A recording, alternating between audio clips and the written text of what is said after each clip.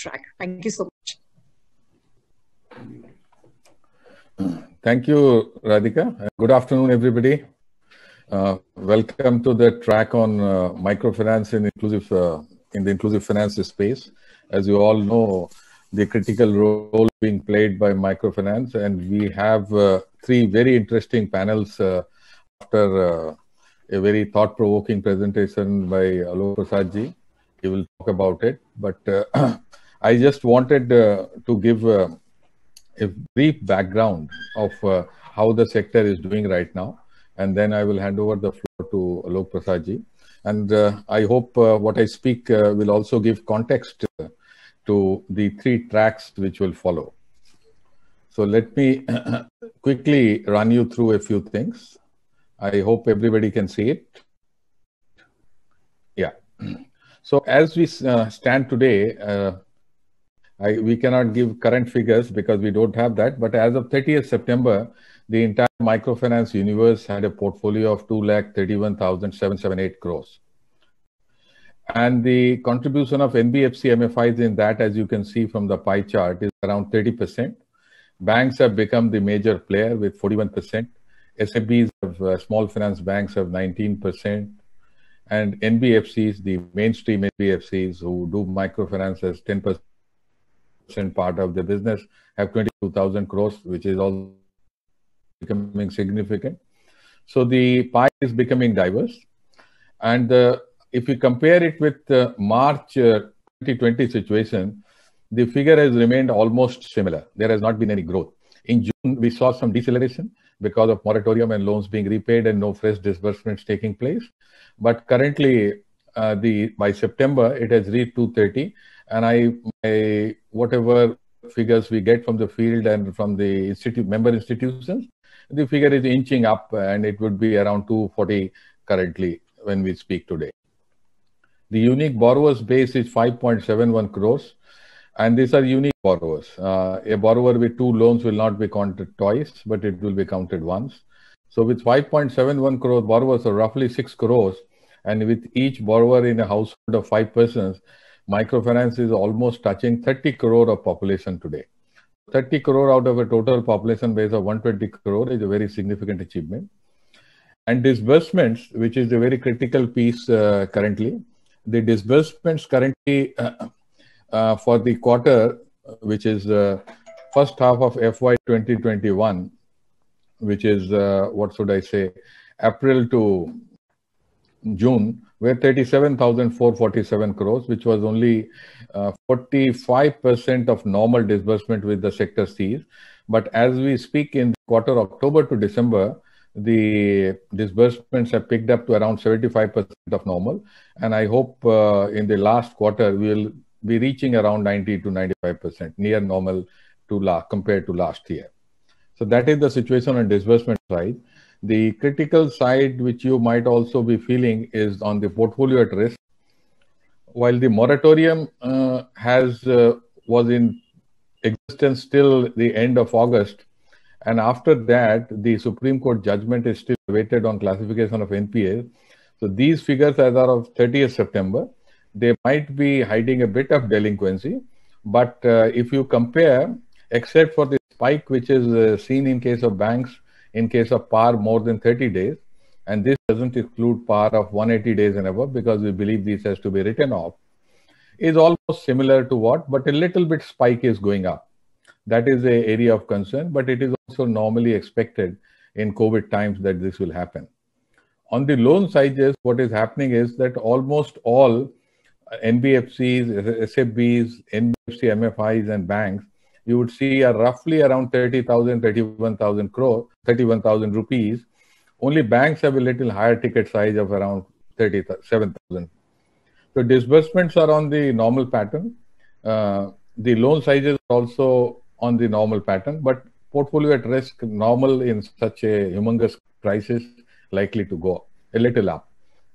But the real impact will come when the moratorium period and the resolution plans, as you know, RBI's resolution plan has been put in place, and clients who are under stress, their loans have been put under restructuring. So when the restructuring loans also start performing, then we will know the real portfolio quality of the sector. Hopefully, it will be not too bad. And on the trends, what we see for the future,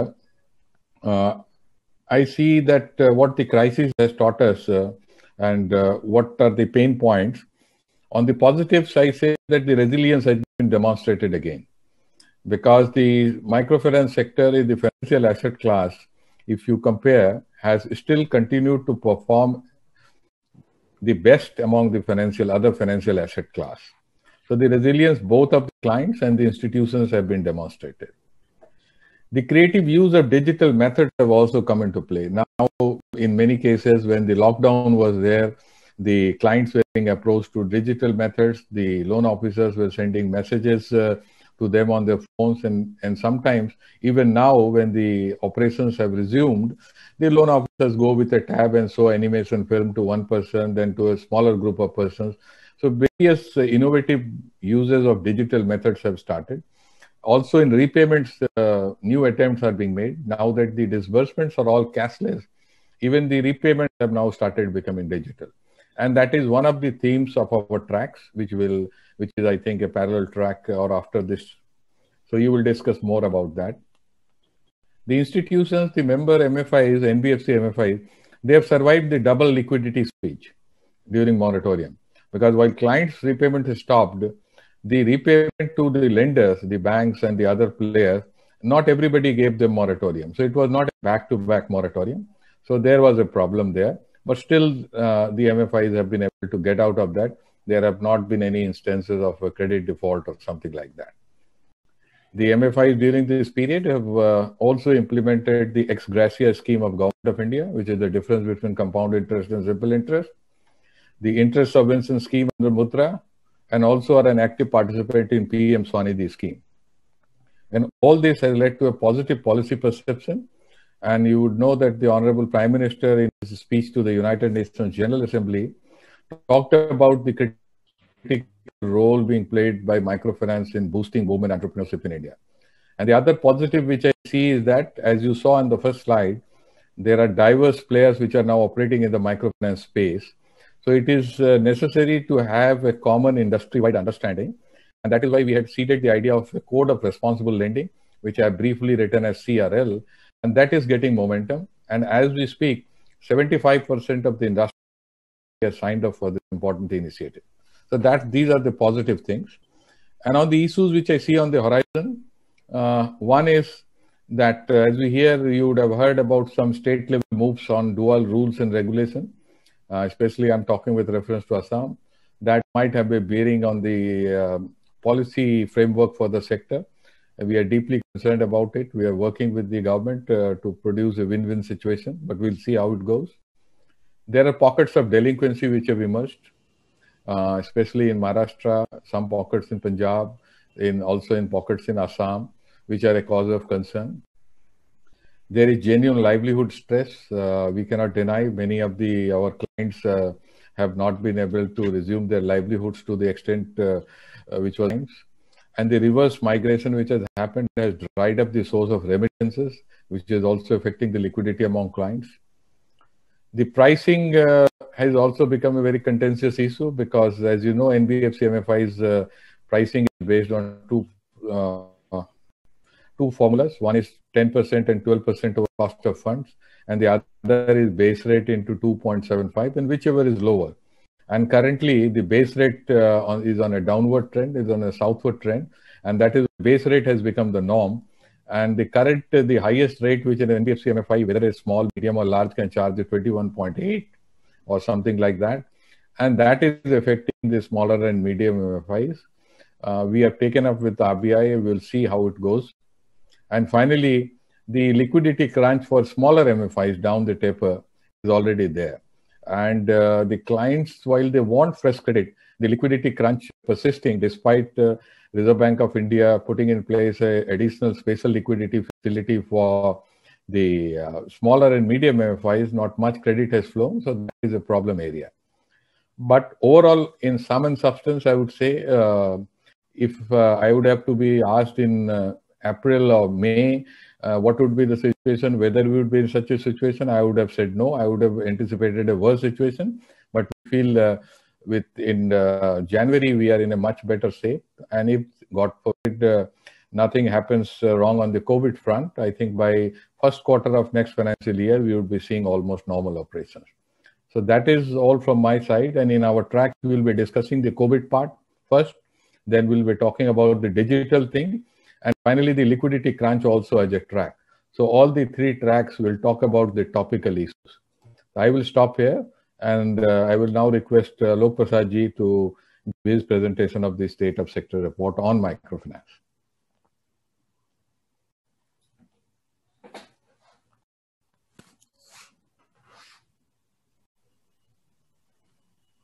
Thank you so much, Dr. Mishra. And we'll just upload Alok's presentation in a bit. Yeah, we are on.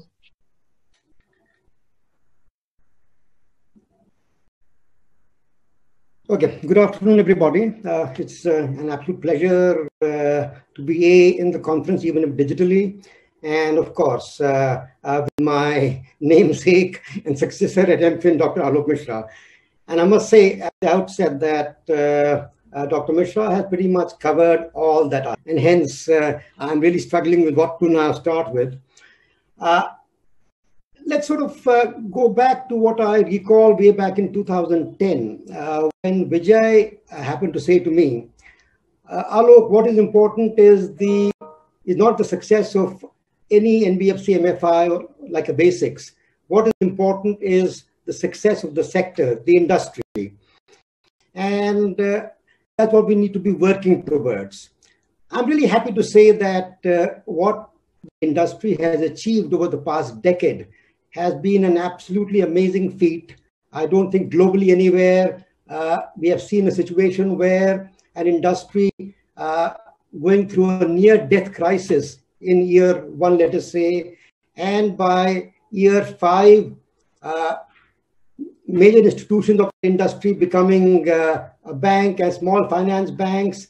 And as Dr. Mishra did allude to, in 2020, the Prime Minister of the country making a reference to the sector, to the industry at the UN General Assembly session. So it's been an amazing, amazing story, a roller coaster ride, of course, but an amazing story. However, we need to bear in mind the fact that this success we are talking about, this mainstreaming we are talking about, is in large measure via banks and the small finance banks who have now taken the lead.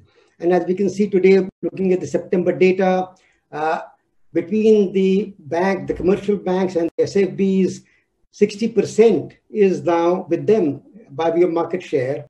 And the NBFC MFI share has fallen to 30%.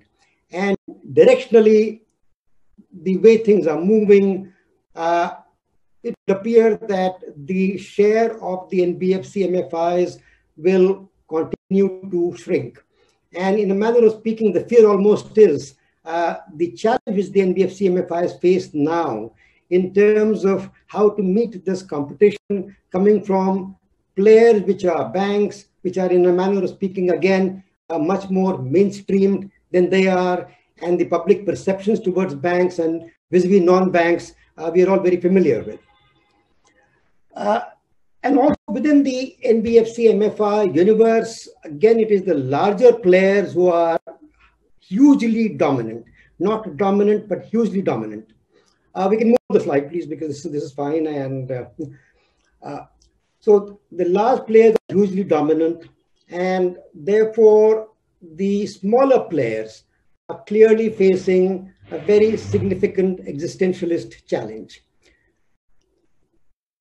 Now, that challenge really calls upon them to figure out as to how forward-looking they will actually find ways of staying relevant as players in the industry. So that's a longer conversation. I will not go there right now. But yes, looking at the industry itself, great growth. If you look at the slide in front of us, microfinance has year on year been actually all the credit segments showing the highest growth. Let's move on. Next slide, please. So here again, as you can see, the way the industry is now broken into the fact of different channels at work, but the banks, SFBs having taken a huge lead. Moving on, now what is the next aspect to bear in mind is the fact that it's a strong pan-India industry, no longer the way it used to be South-centric or West-centric or anything like that. Next, the key area, again, we need to now worry about is that, as Dr. Mishra did allude to, the way the ticket sizes have been growing, largely, I would say, or rather in large measure, driven by what the banks are doing. And along with that is, broadly speaking, a declining portfolio quality, and therefore, it's no longer, microfinance is no longer 1% par industry. It has to be seen really as 2%, 2.5% par industry forward looking. And the happy days when we could very proudly say it's 1% par is no longer the case, or even sub 1%. Next, please. The other important factor to bear in mind is that whatever we may say, size really matters. Let's move on. Next slide, please. Size matters. So therefore, again, the large players, yes, the small players, the medium-sized players facing very, very large challenges. Now, given the fact that my time is very short, I will now walk away from the presentation, and I would only request that we move to the last slide, please.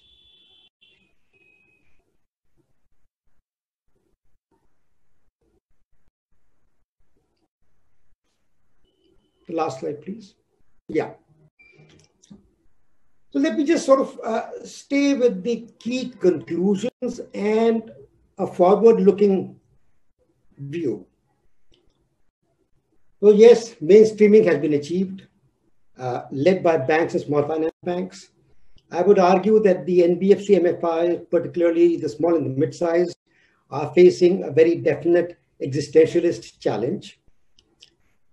Next is the fact that we have a very large client base, whatever 53, 54 million unique clients, not counting for the SHG clients.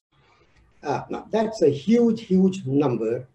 And in that context, I do want to briefly allude to the fact of a study which got done in the month of August, September, in collaboration with MicroSave and 4 NBFC MFIs and 1 small finance bank, to just get some perspective on how do the clients feel about microfinance.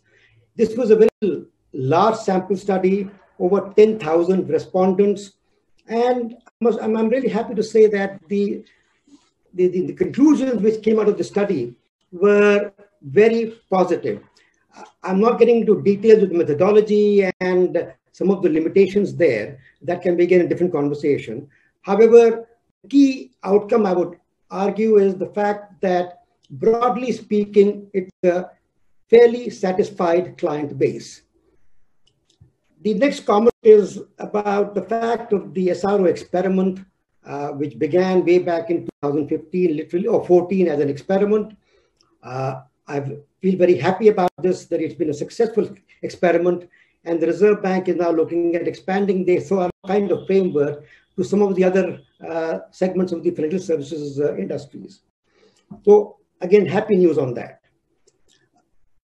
When we look at the regulations, the key areas where I think we have to be hoping we will see some good outcomes is first, of course, the issue of regulatory arbitrage between the banks and the non-banks.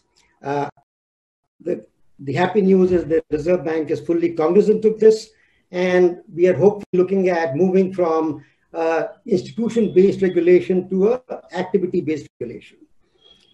Along with that, the other key issue is about the 85% qualifying assets requirement for the NBFC MFIs, which is timing innovation. And I'm hopeful that the 2 industry bodies will be able to argue the case more strongly with the RBI and get that also changed.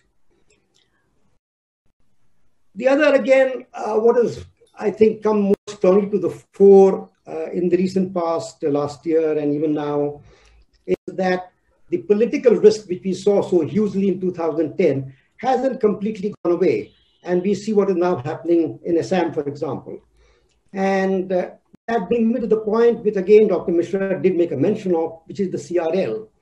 And therefore, the need for expanding the concept of CRL, having all industry players signing up on that and participating in it. And I'm hoping, again, that between the CRL on the one side and the regulatory arbitrage issue being dealt with, things will look more normalized. But yes, undoubtedly, the political risk is an aspect of our political economy. It's not going away. Now, very quickly, forward-looking. In my view, and looking at the way things have gone for the past decade, the NBFC MFIs in particular need to be looking at reinventing themselves, or else they are facing a very clear risk of being rendered somewhat irrelevant. There are opportunities there. There are partnerships, VCs, co-lending models, so on. So therefore, there are opportunities in the marketplace. Next, I would again argue is that the JLG format is really the yesterday's business, not tomorrow's. And tomorrow's is the way you have the fintechs coming in. So many things are changing and happening in the world. So therefore, more particularly, NBFC MFIs need to be looking at how can they move ahead beyond the JLG format of lending. Beyond that, of course, the only other comment is that between the industry bodies and the RBI, it's been always a good dialogue that needs to be intensified. And some of the issues, particularly arbitrage and the 85% qualifying assets, if that can be addressed quickly, I believe that we're still looking at happy outcomes in the next year or two. Thank you very much. Happy to take questions. Yeah, thank you. Thank you so much, Alok and Alok. Thank you, Mr. Alok Prasad, for giving us a quick overview and also for actually bringing in a lot of qualitative aspects as well into your discourse. And thank you, Dr. Mishra, for helping us open the track. We, of course, need you to be there since you're also moderating the next technical section.